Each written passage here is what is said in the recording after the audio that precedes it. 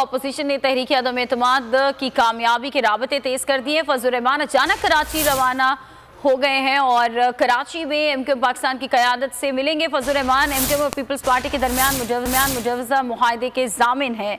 मजीद सूरत हाल जान लेते। सिद्दीक साजिद हमारे साथ लाइन पर मौजूद है। सिद्दीक बताइएगा।